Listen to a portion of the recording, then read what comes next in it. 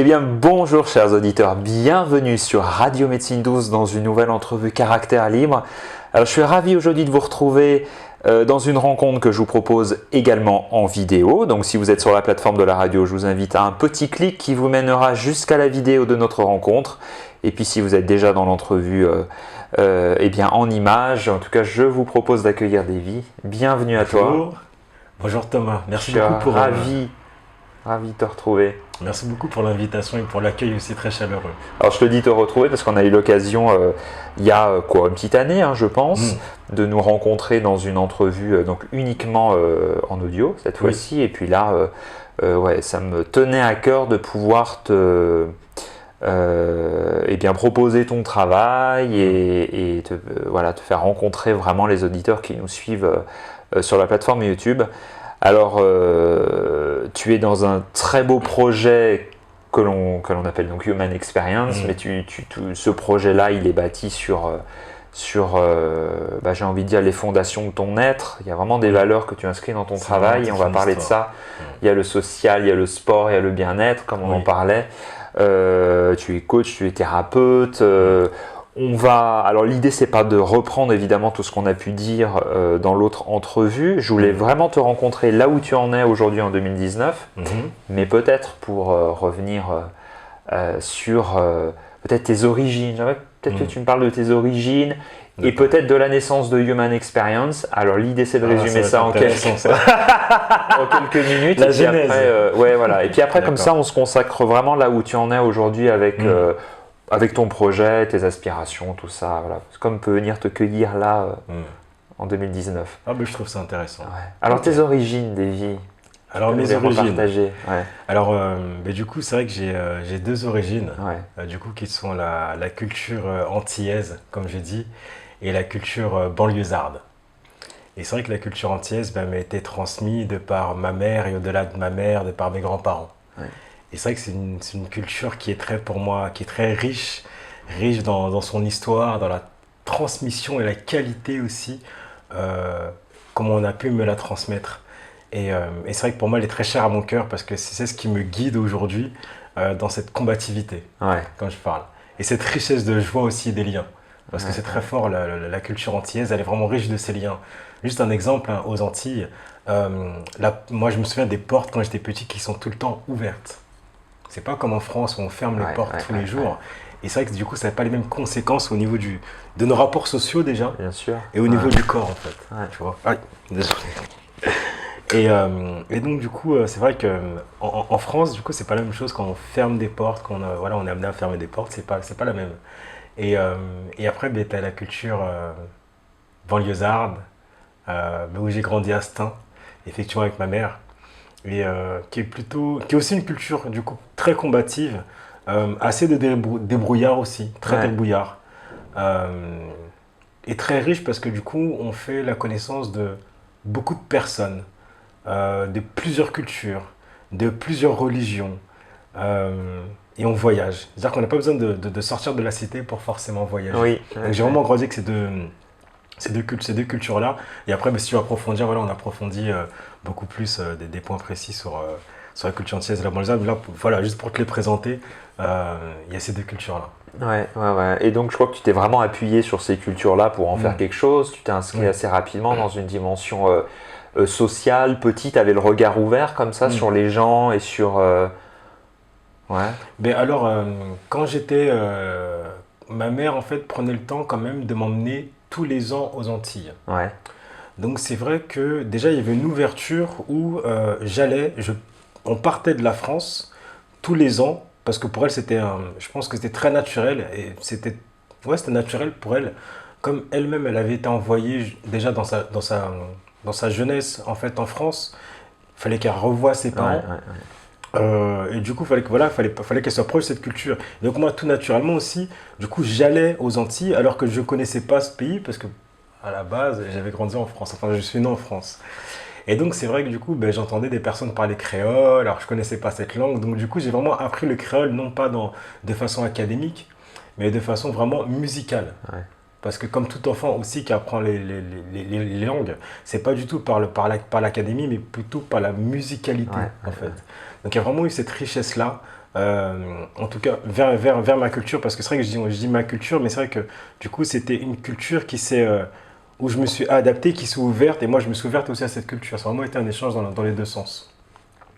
Et donc voilà, il y a eu ça aux Antilles. Et en même temps, il y avait des complications parce que je n'étais pas, pour les Guadeloupéens, je n'étais pas Guadeloupéen. Ouais. Voilà, il y a aussi ça. Ouais. Parce qu'il y a ça aussi aux Antilles, c'est quand tu habites en France et que tu ne sais pas parler créole, ben, tu n'es pas forcément un Antillais. Alors que dans ma culture, pour moi, le fait que j'y allais, que je mangeais des quénettes, que j'écoutais le gros cas, que après on parlait créole à la maison et qu'on m'enseignait les danses et qu'on faisait les chants aussi, pour moi j'étais dans ma culture. Il y a rien qui faisait que. C'est pas parce que après je vivais en France et que je suis né en France qui fait que j'étais pas en mouvement avec ma culture. Donc voilà, mais c'est vraiment voilà, cette ouverture en tout cas là, aux Antilles, elle était très forte. Et en banlieue, c'est vrai que c'était pas la même chose. En banlieue, la culture n'est pas vécue pareil. On est dans une culture qui est quand même particulière parce que c'est la culture hip-hop. Ouais. Donc voilà. Et c'est vrai que la culture hip-hop, elle a été fondée, ça je dis, c'est pas seulement moi je parle pas de technique de danse hip-hop, je parle vraiment de culture hip-hop parce que c'est au-delà de l'art, la culture hip-hop, c'est vraiment une façon de vivre dans la débrouillardise, quelquefois aussi pour certains dans la précarité, comme on a pu voir aussi avec ma mère à des moments donnés, suivant les années. C'est aussi l'art de effectivement savoir se débrouiller, mais à travers les difficultés, parce que les difficultés, je les ai vécues un peu tous les jours, il y a différents niveaux. Ouais. Que ce soit au niveau des relations sociales, que ce soit au niveau de la cité propre, on va dire avec des rencontres, parce que moi, c'était à l'époque 98-99, après toute l'époque du primaire collège, où on avait beaucoup de bagarres entre cités, tu vois. Et donc des bagarres entre moi je viens du coup du Clos Saint-Lazare à Stein, donc on avait plutôt des bagarres déjà dans la cité, parce que les jeunes de la cité ne comprenaient pas que j'allais pas à la même école qu'eux. Donc effectivement, on essayait avec mes amis de contourner le milieu de la cité pour aller au primaire Jules Curie, là où ma mère travaillait en tant que femme de ménage. Et je ne pouvais pas prendre le bus parce que du coup, il fallait payer le bus. Ouais. Tu vois. Donc c'est vrai que la cité, l'enfance a été quand même assez sur la protection. Je devais me protéger. Je devais me protéger des autres. Donc tu vois, de l'autre côté, il y avait la culture ouverte antillaise, mais par contre, dans la culture hip-hop en banlieue, c'est vrai que j'ai été amené à me protéger, comme je te l'avais dit la dernière fois, tout le poids que j'ai pris, c'était pour moi aussi une couverture, une armure pour me protéger des autres. Donc c'est vrai qu'il y a beaucoup de personnes qui me disent mais Davy, t'es tout amour, on voit que t'es ouvert aux autres. Et ils sont étonnés quand je leur dis mais j'ai pas toujours été comme ça. Ouais. Aujourd'hui, je peux dire que je suis capable d'amour, mais c'est capable. C'est pas la même chose de j'ai toujours été. C'est parce que j'ai réussi à transcender et à dépasser quelque chose. Mais c'est vrai que depuis l'enfance, dans la culture banlieusarde, autant il y a de l'ouverture aussi, il y a des liens riches en fait qui se c'est pas des si c'est des liens riches qui se tissent entre nous, mais il y a aussi beaucoup de protection contre les autres aussi.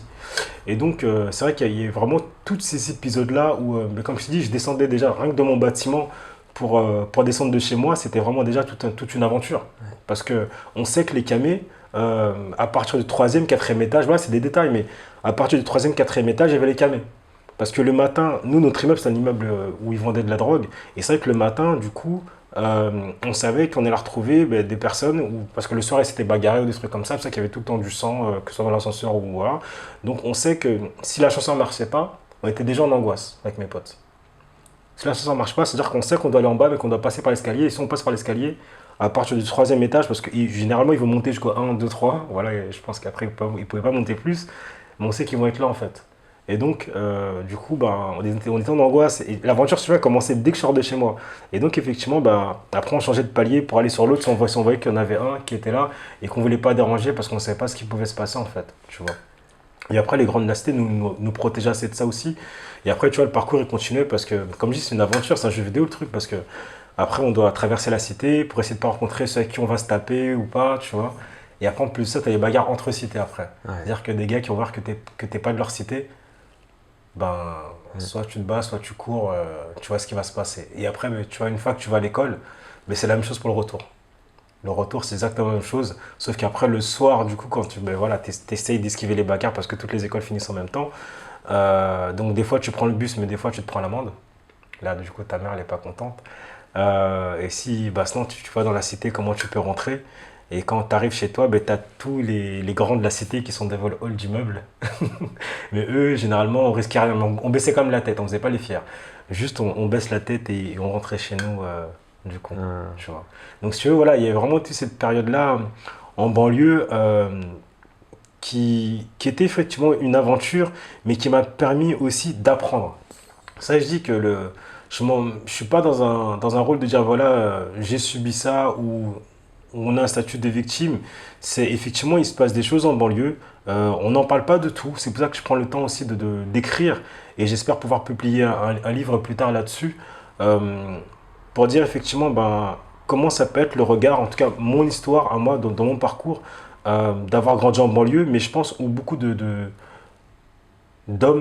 ou de femmes pourront se reconnaître en fait Ouais. dans ces histoires-là. Donc voilà. Mais c'est vrai que c'est un parcours, c'est une aventure que des gens ne se doutent pas forcément tous les jours, et même pour un homme, parce que c'est vrai on parle beaucoup des filles en cité qui peuvent être victimes d'agressions ou d'harcèlement de par les hommes, mais on ne parle jamais effectivement ben, des hommes de banlieue aussi. Ben, nous, quand il y a une bagarre, ben, enfin, on le sait concrètement en plus, on en a conscience, et que les bagarres, les issues possibles, ben, ça, c'est les coups de couteau, Ouais. ben, c'est après les représailles. Enfin, c'est des choses aussi qui sont pas hiérarchisées, mais qui sont aussi tout aussi graves. Ouais. Donc voilà. Alors, dans notre précédente entrevue, on a pas mal parlé de la danse, mais il y a un vrai aspect de toi-même qui est celui du chercheur aussi, qui est là. Alors, tu me le partageais un peu hors antenne. C'est quoi qui te passionne aujourd'hui dans la recherche et c'est quoi tes domaines un peu de prédilection là-dessus? Alors, il y a beaucoup le social, le sport, la mise en lien, tout ça. Qu'est-ce que tu Il y a peux le lien. nous partager de ça? Ouais. Et C'est vrai que cette recherche, elle mène vers quoi? c'est vrai que la suite en fait mais tu vois tout ce que j'ai traversé à travers la cité, mais ça m'a amené à la danse. Ouais. Effectivement, ça m'a amené à danser pour éviter ben, moi-même d'être dans cette violence et en tout cas oui ça éviter d'être dans cette violence dans ces combats, et je voulais emmener aussi mes amis qu'on évite d'être dans ce combat, et donc j'ai jamais dansé pour danser, mais beaucoup plus pour se rassembler, tu vois, ce qui est en lien avec ce que je fais maintenant, mais je le savais pas à l'époque, Bien sûr, ouais, tu vois. c'est sûr. Ouais. C'est-à-dire quand on fait quelque chose, on n'imagine pas la portée que ça va avoir, si tu veux. Et donc, à la base, moi, j'étais pas fait pour danser. Enfin, moi, je voulais pas danser à la base. C'est des gens qui ont vu l'être danseur en moi. Tu vois, ça, je dis, déjà, la relation qu'on a avec les autres, elle est très importante, d'être à l'écoute de ce que les autres peuvent voir en nous aussi et que nous-mêmes, on ne peut pas voir. Tu vois, ça, c'est très important, ça. Parce que du coup, je me dis, mais c'est Larson le réseau Badland qui m'ont croisé. Je me dis, mais si vous voyez ce que je faisais maintenant, tu vois, ils seraient dingues parce que je pense qu'ils imaginaient même pas la portée que c'est là à avoir, le simple fait de me demander est-ce que tu danses toi. À l'époque, c'était du coup en 98. Et regarde maintenant, on est en 2019 maintenant. Et je suis danse thérapeute. Ouais. Tu vois. Et ceux qui ils imaginaient pas ça, et même moi non plus, d'accord. Du coup, d'ailleurs. Et donc du coup ben voilà mais c'était vraiment un fil continu, du coup la danse effectivement, mais vu que je dansais jamais pour danser mais plutôt pour qu'on puisse se rassembler, pour moi c'était clair de ne pas aller sur les clips, de faire plein de tournages ou plein de chorégraphies, même si voilà j'ai été champion national, j'ai fait voilà, les clips effectivement avec Kerry James, avec Ezekiel Langa, mais je voyais que c'était pas ma voix, c'était pas ma fibre en fait. Et je me sentais pas à ma place quand même dans ces moments-là. Après voilà, j'aimais danser, j'aimais m'exprimer, mais c'est vrai que je sentais que j'étais quand même limité. Il y avait une limitation, je me dis mais c'est pas suffisant, c'est pas suffisant. Et des fois voilà, j'ai eu des petits appels, hein, parce que des fois on a des appels de notre être qui nous appelle, il nous dit c'est pas ta place. Un pas de plus. Où il y a autre chose que tu peux faire avec ça. Et j'ai réalisé aussi un moment quand le premier groupe que j'avais entraîné de danse qui s'appelait Un style à part, et quand c'était 20 ans après et j'ai vu des femmes, des mères et des amis. c'est là que j'ai réalisé, mais en fait, on n'est pas que des professeurs de danse. On transmet, on éduque aussi. On ne fait pas semblant, on ne joue pas. On est en train de construire des liens. Donc, il y avait des petits appels comme ça, mais que je ne savais pas déchiffrer, si tu veux. Ce qui est normal parce que du coup, j'apprenais, tu vois. Et donc, tout ça, ça m'a amené du coup à la danse-thérapie bien plus tard, avec l'université. Et comme j'ai pris un risque pour faire l'université, ça m'a amené à frôler, comme je dis, c'est vraiment frôler la rue. Tu vois, frôler la rue. Et on devait faire un stage avec les personnes, que ce soit handicapées ou en situation de difficulté, en art-thérapie. Et c'est vrai que l'opportunité s'est faite avec les personnes SDF. Et alors que moi, j'étais dans cette situation qui c'était du coup très, très proche et très similaire. J'ai découvert justement, j'en avais parlé, j'ai découvert vraiment la richesse de la communication et la richesse des liens. Et c'est vrai que du coup, là, les liens, ça m'a beaucoup plus intéressé. Et je me suis dit, mais en fait, le lien social et le lien relationnel, parce qu'il y a social, l'insertion sociale dans la dimension, il y a vraiment le lien relationnel qui est vraiment beaucoup plus particulier, beaucoup plus de qualité, du coup. Et du coup, c'est pas la même chose, même si c'est lié. Mais c'est vrai que j'ai remarqué la richesse et l'importance de ces liens. Et là, je me suis dit, mais c'est ça qui manque à l'humanité. C'est ça qui manque à l'humain, c'est ça qui manque entre nous et c'est ça qui manque dans notre société. Et c'est pour ça que quand j'ai découvert que le simple fait que de communiquer et de vraiment cultiver la richesse de ces liens-là, ça peut m'éviter d'être à la rue. Waouh. Là, j'ai fait, effectivement, comme tu viens de le faire, waouh. Je me suis dit, waouh. Je peux finir de ne pas être à la rue, alors que j'avais cette peur de communiquer sur mes difficultés. Et dans mes recherches, ou même quand les femmes me l'ont dit, c'est effectivement, elles ont osé parler de leurs difficultés, où les gens se sont écartés d'eux, en fait, quand ils ont exprimé leurs difficultés. Là, je me suis dit, voilà, effectivement, comment on peut finir à la rue. Parce que la qualité des liens n'est pas assez bienveillant, sécurisant, et n'est pas assez riche, en fait, pour éviter d'être à la rue. Et ça, je me suis dit, moi, du coup, je vais devoir effectivement communiquer. Et tant pis, après, s'il y a des personnes, effectivement, qui s'écartent de ce chemin-là parce que je suis en difficulté, parce qu'aussi, des personnes qui sont en difficulté, apparemment, ça fait peur. Apparemment, ça fait peur. Une forme de précarité, justement. Voilà, une forme de précarité, ça fait peur. Ou ce qu'on va devenir, ça fait peur aussi. Donc, ce que je peux comprendre. Mais après, effectivement, du coup, ça veut dire effectivement que les liens n'étaient pas assez forts, n'étaient pas assez de qualité aussi, et du coup, qui ne sont pas cultivés et entretenus par les deux parties.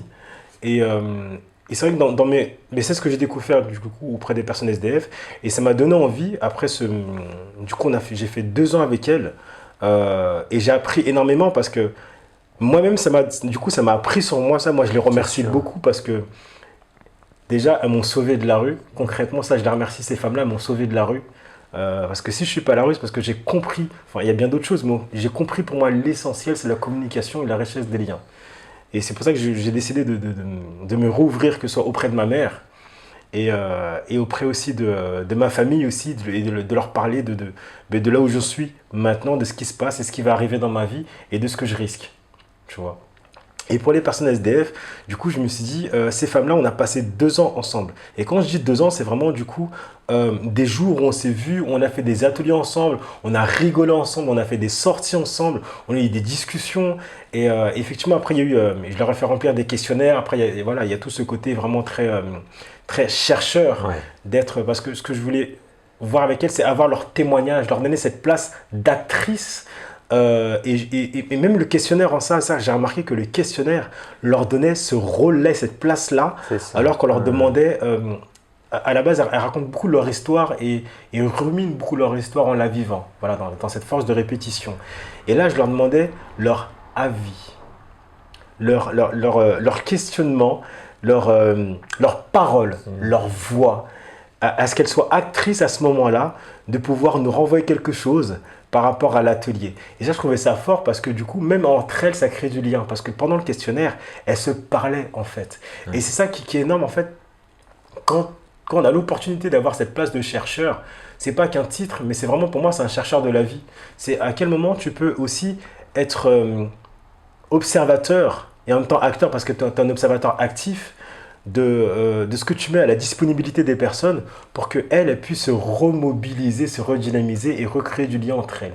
Et quand tu vois que même juste un questionnaire qui est un bout de papier de façon pratique, mais après il y a le contenu, mais et qu'un bout de papier dans les questions peut permettre de créer du lien entre elles, mais rien que ça, je trouve ça fort. Parce que ça leur permet vraiment de les replacer dans un rôle d'actrice. Déjà, je peux m'interroger moi sur ce que j'ai vécu et le mettre sur papier. Et je peux être en place aussi d'évaluer l'atelier. Et c'est par exemple une personne qui est en précarité, qui est dans une situation qui est quand même très fragile, très compliquée, où les liens subissent quand même. Hein, sa capacité de créer des liens est vraiment amoindrie. On lui demande d'évaluer quelque chose. On a mis une place vraiment particulière, si tu veux. Une place qui la valorise, en fait. Voilà, tu vois. Et là, on parlera vraiment d'empowerment. Tu vois, c'est vraiment dans cette place-là où je les ai, du coup, aperçus. Et ça m'a fait super plaisir. Et qu'en plus, entre elles arrivaient à se parler, du coup. Elles se parlaient de l'atelier, de leur ressenti. Et c'est là que je me suis dit, mais waouh! Comment rien qu'un questionnaire, mais après l'atelier, c'est-à-dire que c'est tout un processus. C'est sûr. Voilà, atelier, questionnaire. Et comment avec un questionnaire, elles arrivent à se parler, à demander les avis. Et toi, t'as aimé quoi? Et toi, t'as aimé ça? Et là, tu te dis, waouh. Ouais, les liens se réparent. Les liens se réparent, se restaurent. Et c'est là que je me suis dit, mais effectivement, dans un contexte sécurisant et bienveillant, les liens peuvent se retisser. Tu vois. Et c'est là que maintenant, effectivement, est venue l'idée du doctorat. Et là, je l'avais marqué dès mon premier mémoire, et même au deuxième mémoire, où je l'ai marqué noir sur blanc à mes correcteurs, je leur ai dit, tout ce mémoire-là m'a donné vraiment envie de poursuivre vers la recherche, parce que je crois que j'ai vraiment touché quelque chose qui est essentiel à l'être humain. C'est vraiment la qualité des liens et comment tisser ces liens. Et comment nous tous, nous sommes responsables, en fait, d'être des couturiers, en fait, relationnels. C'est vraiment ça, de pouvoir avoir on parle de cordon, tu vois, de cordon ombilical avec notre mère. Mais l'humanité, pour moi, on est liés. On ne peut pas le couper. Tu vois, on est liés. On est liés. C'est pour ça qu'il y a Léonie Couture qui a fondé du coup, comment elle s'appelle? La rue des femmes, si je me souviens bien. Une association au Québec. Et elle parle du cordon relationnel. Effectivement, c'est beau. Et je me dis, mais effectivement, l'humanité, psychiquement, on s'est coupé de notre cordon relationnel. Alors que l'on est tous liés. On a besoin, on est liés les uns aux autres intrinsèquement. Pour le doctorat, c'est vrai que j'ai entrepris pas mal de démarches depuis que je suis sorti de l'université. Parce que mon mémoire a vraiment été plébiscité. Comment je pourrais dire ça? Le mot n'est pas plébiscité, mais ils ont trouvé un intérêt. Mon directeur de recherche a vraiment trouvé un intérêt à ce mémoire. Il a interpellé. Voilà, ça l'a interpellé. Merci. C'est vrai que ça l'a assez interpellé. Et ce mémoire, c'est vrai que j'y avais mis du cœur. C'est-à-dire que pour un mémoire, normalement, on devait rendre 90 pages. Et c'est vrai que j'ai écrit 150 pages. Mais avec une intention très très forte. Et comme je le dis à chaque fois, c'est-à-dire que un mémoire, ça demande du temps. Ça demande de l'énergie, de l'investissement. Ça demande aussi de pouvoir se concentrer. Ça demande aussi de l'humilité et aussi du cadre. Parce qu'il faut aussi, sinon on ne s'arrête jamais aussi dans la recherche. C'est ça. On ne s'arrête jamais parce qu'à chaque fois, un sujet va nous emmener à un autre. Oui, c'est ça, c'est palier par palier. Voilà, c'est ça. Et donc, c'est vrai que du coup, je m'étais enfermé vraiment pendant au moins 6-7 mois. Pareil, j'avais prévenu mes amis et ma famille que là, ils n'allaient pas me voir parce que je voulais vraiment investir sur l'écriture, l'élaboration de ces mémoires-là et de sa construction parce que je voulais vraiment que ces femmes SDF à qui on a pu s'accompagner parce qu'on s'est accompagné d'une façon pour moi mutuelle. Je voulais vraiment les remercier à travers ce mémoire. Donc pour moi, ce mémoire-là, c'est vraiment un témoignage de remerciement envers eux. Et envers l'association Aurore qui m'a accueilli, envers Julie Lamoine, du coup, danse-thérapeute, qui m'a permis du coup de faire ce stage aussi. Et donc, ce mémoire-là, j'ai eu, effectivement, quand j'ai vu la note, j'ai fait waouh. Tu vois, j'avoue, quand j'ai vu la note, mes épaules, ils se sont baissés. Parce que c'est vrai que l'examen du mémoire avait été intense parce que c'est un oral. Ouais. Donc déjà, tu écris, ça te demande déjà des nuits blanches, enfin c'est ce que c'est d'écrire un mémoire, c'est des nuits blanches, de l'isolement, enfin voilà, t'écris, tu synthétises, il y a des trucs, voilà, il y a des choix à faire, des parties à garder ou pas, enfin c'est très très long le processus d'élaborer un mémoire. Et après, quand tu passes à l'oral, pareil, tu as une pression. Parce que d'abord, tu dois faire le PowerPoint, et après, tu as une pression quand tu passes à l'oral. Donc, ça, je dis, voilà. Donc, c'est-à-dire que voilà, mon corps était vraiment contracté comme ça, je le sens vraiment comme ça, était tendu. Mais après, c'est vrai que quand tu passes à l'oral, voilà, tu es déjà bien. Et quand tu reçois ton diplôme avec le bulletin de notes et que tu vois sur le bulletin, tu vois 19, tu vois là, j'ai des frissons rien que d'en parler parce que c'est beaucoup plus qu'une note. Tu vois ce que je viens de te dire, c'est vraiment beaucoup plus ça. C'est au-delà d'un diplôme et d'un papier. C'est vraiment tout un processus en fait. Et là, j'ai fait waouh. J'ai vraiment touché ça, que j'ai vraiment compris, même si pour moi, je sais que j'avais touché un truc chez l'être humain. Et là, on m'a aussi, à travers cette note, on m'a montré que ce que j'avais touché à travers cette recherche en art-thérapie, en danse-thérapie, auprès des personnes SDF, là, on m'a vraiment prouvé aussi, avec cette note, que c'était très pertinent et très révélateur.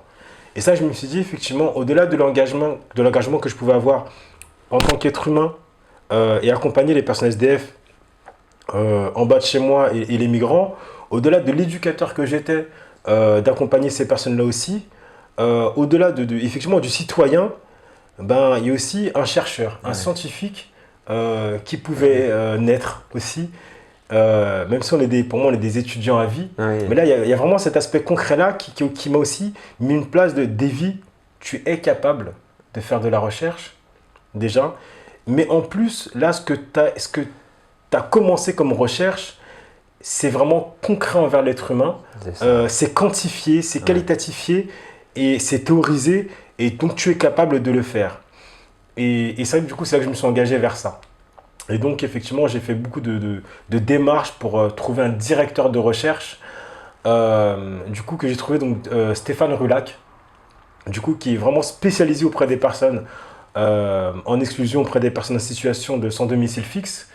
Mais par contre, c'est très difficile de trouver un directeur de recherche parce qu'il faut trouver quelqu'un à qui la recherche va parler. Et oui. Ça, c'est pas rien. Déjà, quand tu fais une recherche, c'est un sujet qui te parle. On a parlé de ce sujet qui me parle. Pourquoi SDF? Voilà. Donc, il va falloir que tu trouves quelqu'un qui, autant personnellement que professionnellement, est lié à ce sujet et donc est lié à toi aussi finalement. Et donc, qui va se reconnaître dans ta recherche et à qui tu vas permettre aussi d'avancer dans sa recherche. Parce que les directeurs de recherche, on leur permet aussi d'avancer dans leur recherche. C'est ça qu'il faut trouver une personne avec qui on est vraiment en cohérence, en fait, en harmonie sur cette recherche. Donc c'est pour ça que c'était très compliqué et je remercie Stéphane Rulac de m'avoir en tout cas accordé sa confiance. Et donc ensuite, c'est vrai que là, depuis 2 ans, on n'a pas avancé sur le dossier parce que au niveau sécurité, moi, financière et logement, je ne suis toujours pas encore stabilisé. Et donc, c'est vrai qu'on n'a pas pu la lancer, mais parce qu'il manque aussi 2 composantes. Les 2 composantes qui manquent, c'est le terrain de recherche. Parce qu'il faut savoir que pour commencer une thèse, il faut le directeur de recherche, HDR, donc habilité à diriger les recherches.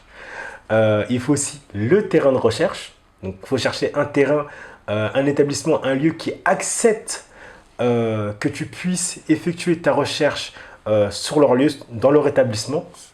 Et il faut aussi un financement. Donc, donc qui n'est pas obligatoire, soit effectivement tu travailles pendant ta recherche, soit tu peux donner des cours à l'université, soit tu peux avoir des subventions à travers des fondations ou des appels à projets. Ça dépend de quelle institution peut s'intéresser à ta démarche. Et moi, c'est vrai que ma démarche, elle est particulière parce qu'elle se fait avec un doctorat qui n'existe pas en France. Donc voilà, ça c'est déjà, du coup, je crois que j'aime bien les difficultés des gens en fait. Donc voilà, mais les challenges plutôt. Voilà, je suis amoureux des challenges, mais c'est vrai que le doctorat d'art-thérapie, vu que l'art-thérapie est très très jeune en France, n'existe pas encore. Donc on passe par d'autres passerelles. Et avec Stéphane Rulac, c'est vrai qu'on est passé par le fait que je sois éducateur spécialisé. Et donc, lui m'a proposé aussi un doctorat en travail social au Portugal.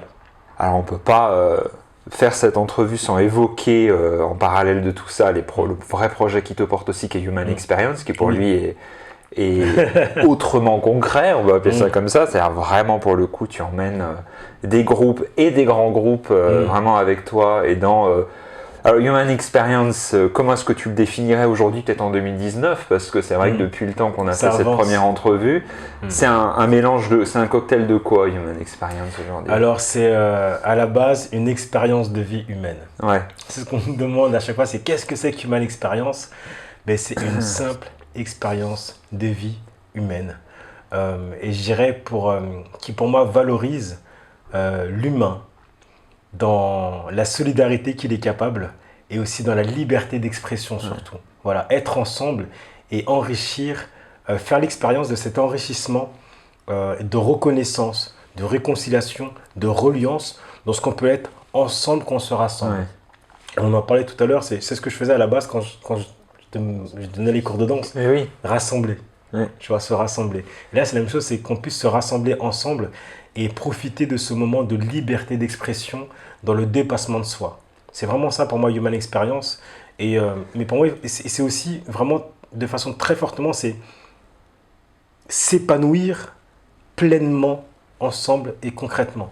Parce que c'est du concret, Human Experience. Oui. Pour le coup, on va incorporer les choses, on va le vivre ensemble en fait, et ça va s'inscrire dans chacune de nos cellules, au moment donné, à l'instant T. C'est-à-dire qu'à partir du moment où on a fait Human Experience, s'inscrit dans nos cellules.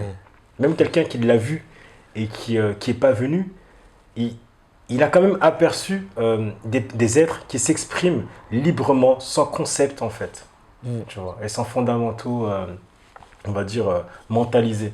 Tu vois, c'est vraiment ça pour moi, Human Experience. Alors moi qui ai pu vivre un atelier, oui, je crois qu'il y a bien un an, oui, c'est ça. On était vraiment dans ce cocktail-là, je rejoins complètement ce que tu dis. Donc tu nous emmènes au travers de la danse et d'un conte, dans vraiment justement cette expérience du seul et ensemble. Et moi j'ai vraiment perçu toute la portée symbolique aussi, parce que tu amènes... Elle est très forte. Et donc ça nous permet vraiment, je crois, de ramener ça dans notre expérience personnelle et de l'inclure dans notre propre parcours. Enfin c'est en effet extrêmement, je trouve, intelligent. Et puis tu y apportes, quand on travaillait avec il y avait quoi, un musicien, quand on était un magnifique percussionniste. Et puis c'est vrai que on se sent vraiment emporté et ramené. Et c'est vraiment un voyage. Ouais, je crois que la manière dont je peux le traduire, c'est seul et ensemble. C'est-à-dire que c'est une expérience très intime et qui se fait vraiment dans un collectif, quoi. Mais c'est vrai que c'est toute la valeur que j'essaie d'apporter, que j'essaie vraiment de diffuser, je dirais, d'infuser, déjà moi-même de vivre, de l'incarner, de le cultiver et après de le transmettre. C'est la valeur Ubuntu. Oui. Je suis ce que je suis. Donc on n'oublie pas le je. Je suis ce que je suis. Grâce à ce que nous sommes tous. D'ailleurs, justement, je t'ai offert le t-shirt maintenant qu'on a fait aussi, mais parce que c'est très important de véhiculer cette valeur où c'est une valeur vraiment fraternelle qui redynamise la conscience. J'ai bien redynamisé parce qu'elle est là. Redynamiser la conscience qu'on est tous liés. Et c'est vrai que dans Human Experience, c'est ça, je dis, c'est entre tradition et modernité, parce qu'on est vraiment tous reliés de façon ancestrale, je dirais.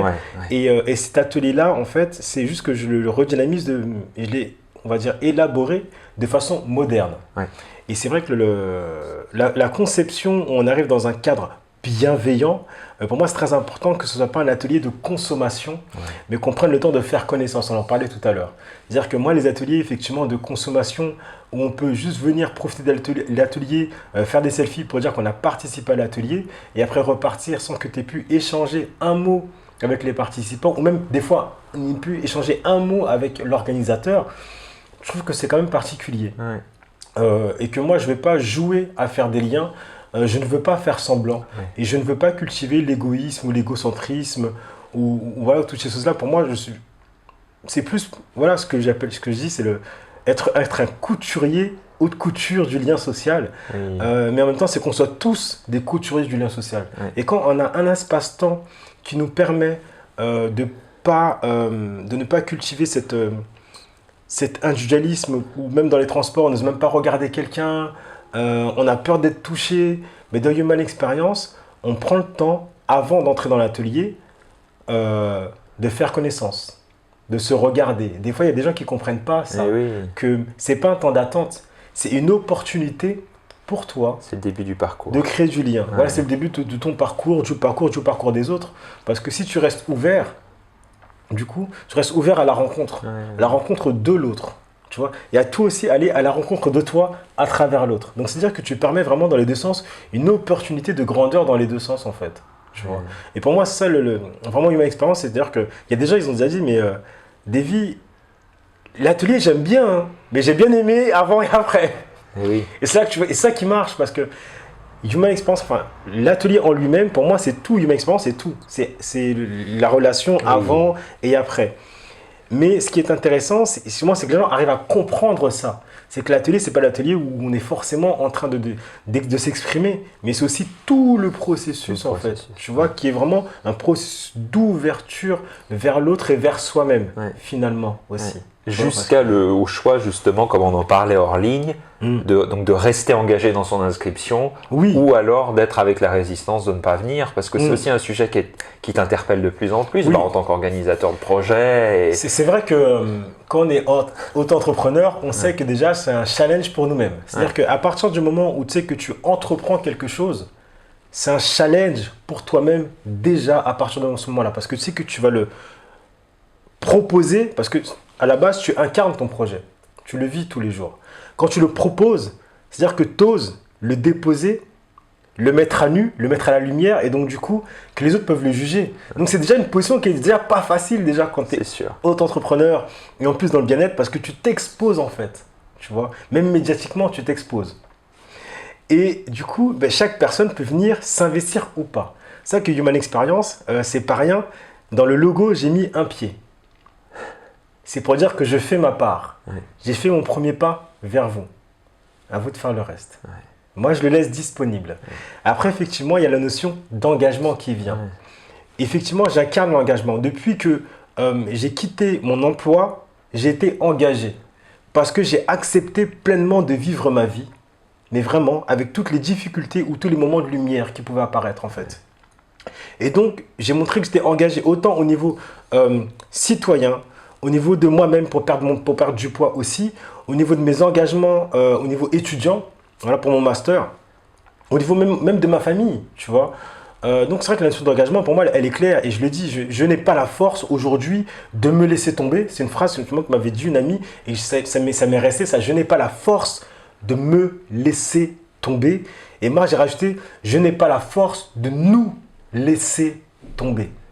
Et ça, pour moi, c'est très important d'assumer ça, en fait, tu vois, de ne pas se laisser tomber. Et l'engagement, c'est aussi ça, je posais la question la dernière fois, mais à quel moment l'humanité a décidé de se laisser tomber? À quel moment?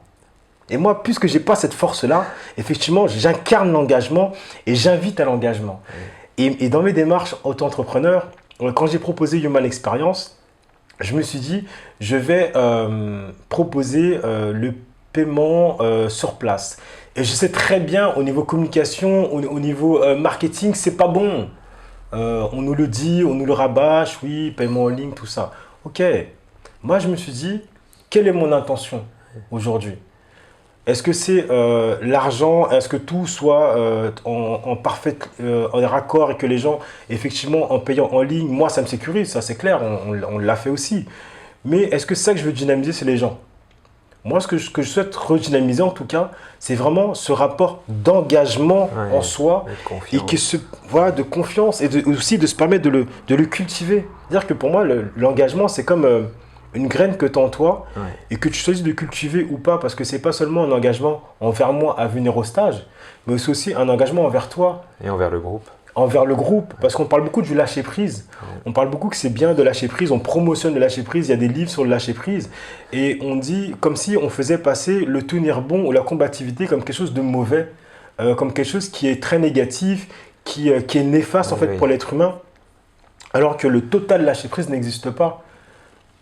enfin, ça existe, mais lâcher prise c'est un équilibre, totalement, de toute façon. Voilà, lâcher prise totalement, ça s'appelle quand même la décompensation. Non, mais c'est un nom, enfin, ça arrive, on le sait. C'est que c'est concret. Quelqu'un qui lâche vraiment prise, enfin, totalement, c'est quelqu'un qui décompense. D'accord? Enfin, je parle de mon regard, en tout cas, de ma place personnelle et professionnelle. Alors que pour moi, effectivement, il n'y a pas de...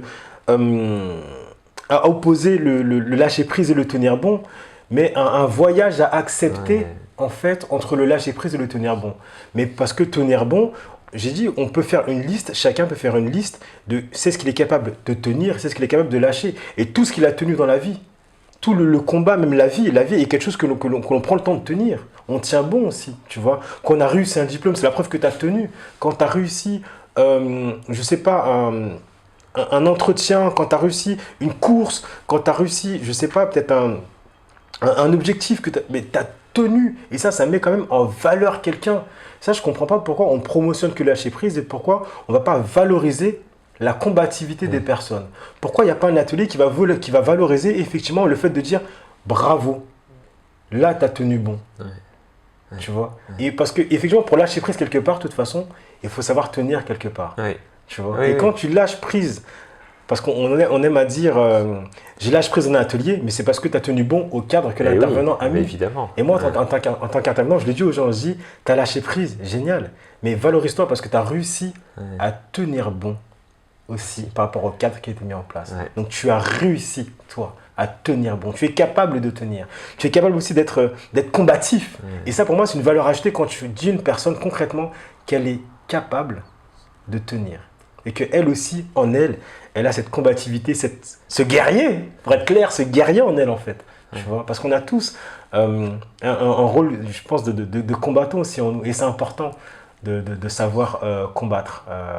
Effectivement, moi, je parle du combat de la vie, mais là, on ne parle pas de combat physique, mais c'est vraiment de... Ouais, parce que c'est combat, mais c'est surmonter, dépasser, être persévérant sur des étapes clés de sa vie, en fait. Bon, Davy, c'est vraiment absolument passionnant de parler avec toi.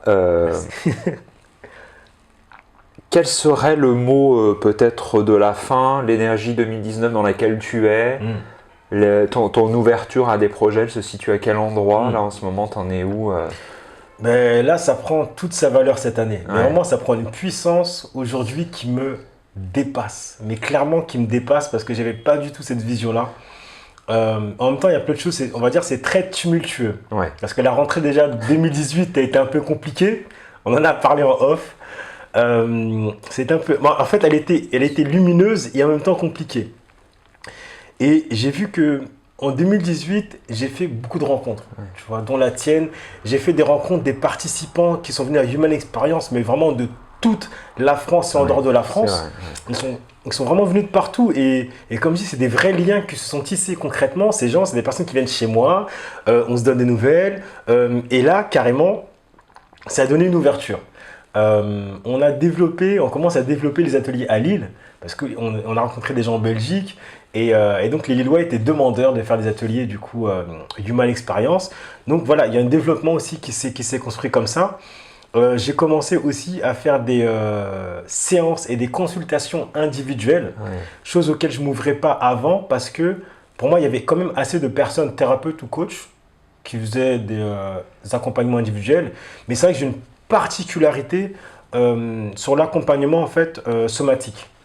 Et donc effectivement psychothérapie corporelle autour du mouvement dansé. Et c'est vrai qu'effectivement, c'est une particularité où j'accompagne avec la méditation aussi dans une visée thérapeutique. Et au départ, je travaillais plutôt, enfin je faisais ça plutôt avec mes amis et l'entourage proche. Et là, ça s'est ouvert à moi de me dire, mais Davy, si tu as ce potentiel-là, il y a aussi des personnes qui en ont besoin. Et pourquoi tu ne l'exploites pas? Et là, je me suis rappelé une phrase de Rumi qui dit « Ce que tu cherches, te cherche ». Et donc, je me suis dit, bon, si j'ai quelque chose que j'ai là et que je ne le développe pas, il y a des personnes, moi je suis un peu culpabilité dans ce sens-là, il y a des personnes qui vont en pâtir parce que je ne le mets pas à disposition. Et c'est comme Human Experience, je me dis, mais si je ne m'étais pas autorisé à faire Human Experience, je n'aurais pas rencontré les 300 personnes cette année que j'ai rencontrées dans nos vies. Et ça, je me dis, mais effectivement, chaque acte en fait, que l'on est capable de faire ou pas a ses conséquences sur quelqu'un, sur soi, sur les autres, sur la société et sur le monde. Un choix que tu fais peut avoir un impact énorme. Mais comme un choix que tu ne fais pas peut avoir un impact énorme. Tu vois. Et donc là, j'ai vu ça. Et donc c'est vrai que voilà, ça a donné tout ça. J'ai pu trouver une salle en fait du coup sur Paris, l'espace Maria Canal, c'est une école Montessori. On peut du coup réouvrir du coup les ateliers Human Experience. Donc là toute l'année on est parti. Sur l'île c'est au Studio Nord. Donc voilà, ça c'est très collégial. Et là il y a eu un boom cette année. Il y a eu un boom. Donc je sais même pas si tu le sais en plus. Non non, peut-être, vas-y, dis-moi. Alors, il y a eu un boom. J'ai suivi, mais peut-être pas tout. J'ai été appelé en fait par l'EP7. Donc, c'est une guinguette numérique sur Paris qui voulait mettre en place du coup des ateliers de danse-thérapie de façon hebdomadaire. Sauf que bon, c'est pas possible parce que c'est seulement disponible les week-ends. Et elle m'a dit, mais est-ce que ça vous dirait aussi de faire des conférences le soir, tout ça de façon légère, conviviale, pour vraiment parler de l'art-thérapie, de la danse-thérapie, pour mettre une ouverture et de parler aussi du mal expérience, de mélanger effectivement les différentes populations. Je me suis dit, mais chouette en fait. C'est-à-dire que là, on pourra vraiment être au cœur de Paris et pas seulement entre scientifiques, pas seulement entre art-thérapeutes, mais vraiment démocratiser l'art-thérapie et la danse-thérapie et non pas en faire quelque chose de mystique. Ne pas le vulgariser non plus, mais vraiment le présenter et permettre une ouverture de l'art-thérapie et le présenter au grand public de façon vraiment chaleureuse et conviviale. Et là, j'ai eu l'idée de contacter en fait certains participants qui sont venus à Human Experience, qui m'ont épaulé, qui sont aussi des professionnels en fait dans le milieu, qui sont liés. Donc soit des art-thérapeutes, donc des collègues à moi avec qui j'étais à l'université, soit des thérapeutes, des psychologues aussi, des éducateurs de jeunes enfants, des éducatrices spécialisées, des professeurs de yoga, des coachs en image, des coachs en bien-être, des praticiens de shiatsu. En fait, j'ai réuni tout ce petit monde-là et je leur ai demandé, est-ce que ça vous intéresserait de venir parler de votre parcours à travers Human Experience personnel et de parler aussi avec votre analyse professionnelle de Human Experience et de la danse-thérapie et des effets. Et ensuite, j'aurais demandé, est-ce que du coup, vous pourrez aussi du coup, parler de votre propre expérience, de ce que vous incarnez au quotidien, comment vous cultivez cette humanité en vous, comment vous cultivez vos capacités, vos potentiels, vos compétences dans votre travail et aussi personnellement. Comment vous l'incarnez, comment vous le transmettez aussi. Et du coup, on s'est réunis de façon très récente il y a 2 semaines. Et donc là, toute l'ouverture qui va se produire, on s'est mis en tête du coup d'organiser des conférences et expériences. Donc il y aura les deux, c'est-à-dire qu'on va transmettre toute cette transmission, toute cette richesse d'informations, mais en même temps il y aura l'expérientiel en fait au cours de la soirée. Donc voilà, c'est vraiment le projet que ça a ouvert et on verra où cette aventure va nous mener. Et c'est vraiment une belle aventure que je m'ouvre encore aujourd'hui. Donc pareil, c'est un risque, c'est de l'organisation. Comme chaque entrepreneur, voilà, on essaie de mettre en place quelque chose d'ouverture. Voilà, on fait un espace de grandeur en soi pour s'autoriser quelque chose dans laquelle on va tous grandir, apprendre. Et franchement, moi j'apprécie ça parce que je me dis, cette année, on va encore faire de belles rencontres. Là, on a fait un premier atelier à Maria Canal dimanche dernier et waouh! Non, c'était magnifique parce que là, je me suis dit, l'année 2019 va être encore riche en rencontres. Et c'est vraiment ça que c'est le mot que j'employais pour souhaiter la bonne année à tout le monde. Je leur disais que je vous souhaite une bonne santé relationnelle. Oui. Parce que être riche des liens, pour moi, c'est la meilleure richesse qui soit. C'est ça que on a beau me dire ou je peux voir que je suis pauvre financièrement, mais aujourd'hui, c'est que je m'enrichis de la plus belle des richesses, c'est les liens. C'est vraiment pour moi très important. Et pour moi, 2019 et toutes les autres années, parce que c'est une histoire de conscience, je suis conscient qu'aujourd'hui, je vais m'enrichir chaque jour des liens qu'on tisse. Et je te remercie du coup aussi pour ce lien, de cette proposition de pouvoir tisser ce lien ensemble. Je le sens très important et je suis toujours très touché de la manière dont tu parles de toi et de comment tu as osé. Pour moi, ton témoignage, il est tellement un exemple fort sur comment, quand on ose se laisser inspirer dedans, on pose ce que l'on pose dans le monde, ça fait la différence, quoi. Mais c'est ça. Mais moi, il y a un truc qui était très clair pour moi, c'est de ne plus accepter la victimisation. Et oui. Ça, pour moi, c'est clair. Il y a un regard qui a changé. Parce que je ne comprends pas pourquoi maintenant la victimisation, c'est devenu quelque chose de valeur. Ça, maintenant, on peut s'enrichir et écrire des livres sur ça. Après, je pense que certaines personnes ont besoin de passer par ces étapes-là. Mais pour moi, ça a été clair. Je ne veux plus être victime.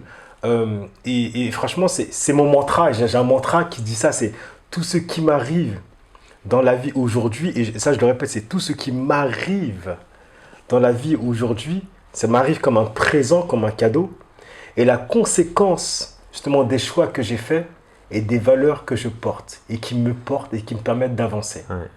Pour moi, c'est très clair. Ce qui m'arrive, c'est dû à tous mes choix. C'est pour ça que je ne peux pas me mettre en victime. Je ne peux pas me désengager de ça, je ne peux pas m'en dédouaner. C'est tous mes choix dans la vie, tous les choix que j'ai faits, que ce soit de quitter la maison, que ce soit le travail que j'ai pris, l'engagement que j'ai pris. Mais c'est moi qui les ai pris, c'était mes choix. Donc c'est-à-dire que tout ce qui m'arrive, c'est clair, c'est mes choix.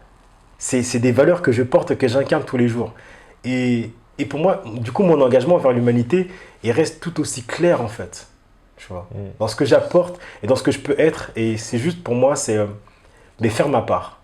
Je fais ma part, pour moi je ne suis pas au-dessus des autres et je contribue au bien-être des autres au même titre que toute l'humanité, toute la société, chaque personne, toi, les autres, ceux qui m'accompagnent, participent à mon enrichissement. Donc c'est vraiment un enrichissement qui est vraiment mutuel en fait. Tu vois. Donc, chers auditeurs, vous retrouvez toute ton activité sur ton site internet, sur CDD Kumba. Hein. Donc, tout ça, je l'indiquerai dans les descriptions de l'entrevue. Je ne peux que vous inviter à rejoindre un atelier Human Experience parce que c'est de toute façon expérientiel. La relation, elle est expérientielle. Chaque expérience est différente. Elle est au-delà des écrans, elle est vraiment dans la vie. Et ça, c'est vraiment le pas de plus à poser. Donc, merci pour t'être déplacé jusqu'au studio, d'avoir déposé ces mots qui sont très forts et je suis ravi de les proposer dans le cadre de cette émission et qu'ils puissent tisser quelque chose tout au long de cette année et pour les suivantes parce qu'il y a quelque chose de très intemporel de toute façon dans ce que tu partages et on en mesure bien. Moi je peux vraiment sentir ce que ça vient verticaliser en moi, donc merci beaucoup pour ça, Davy. Et puis voilà, vraiment sentez-vous libre aussi de partager vos retours sur expérience à Davy. T'as toujours, toi tu aimes aussi pouvoir répondre aux personnes qui te contactent. Pareil, je prends le temps à chaque fois, que ce soit par mail, sur Facebook, sur Instagram, je prends le temps vraiment, quand c'est possible, de répondre aux messages qu'on m'envoie et on prend le temps de céder des liens. C'est pour ça qu'il y a des personnes, que ce soit d'Instagram ou de Facebook, qui viennent de la Suisse, de Belgique, qui viennent de province ou qui viennent d'à côté de chez moi, des voisins, des personnes avec qui j'ai travaillé ou des amis d'enfance aussi qui viennent à Human Experience ou des personnes d'Orange avec qui je travaillais qui viennent eux-mêmes personnellement à Human Experience parce qu'on prend le temps d'être dans des vraies relations. Et même si effectivement ça peut être à partir, et c'est initié à partir de réseaux sociaux, mais après on prend le temps de se rencontrer réellement. Il y a vraiment cette portée-là. Moi, je ne cherche pas à avoir des followers. C'est vraiment ça. C'est à ce qu'on puisse être dans le concret et vraiment être dans cette proximité et dans la qualité profonde des liens qui sont tissés. Voilà. Ça, pour moi, c'est très important, effectivement. Magnifique comme mot de la fin. À très bientôt, chers auditeurs, et merci. Merci beaucoup. Merci à toi. Merci pour cet enseignement. Et merci beaucoup. Au revoir, tout le monde.